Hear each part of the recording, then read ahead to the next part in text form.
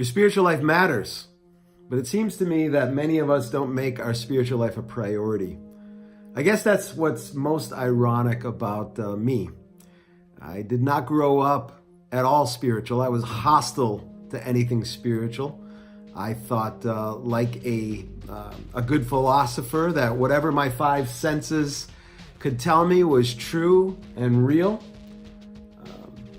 But I think I've grown a little bit wiser and a little bit less intense, I hope. And I've realized that I'm more than just a physical being.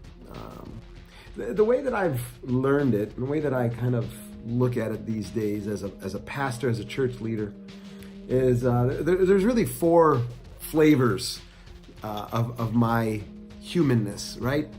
There's this physical body. You know what I'm saying? It's done me really well. I'm very happy with it. I try to maintain it. I'm blessed to be healthy, but I know that one day that this body, it goes away, it dies, the way of all flesh. So that's one aspect of me, but I'm not gonna put all my chips on that one. I know that I'm also a relational being. I have so many beautiful relationships in my life. My beautiful wife, my wonderful kids, my family, my friends, my neighbors, my friends all over the world. I mean, relationships are just one of the great privileges of my life, and I'm so grateful for all of them. So I'm a relational being, and I'm also a mental being, not that kind of mental, but but I am a mental being, right? I mean, I got a brain.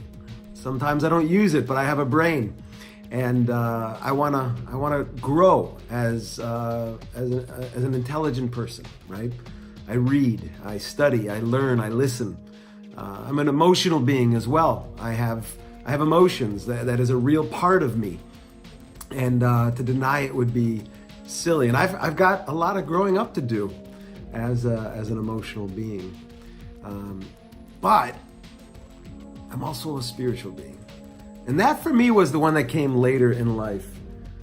And that's a long story. I'll tell you that someday. But what I've realized as a pastor, and maybe this is all I want to tell you today, is that your spiritual life matters. You are a spiritual being.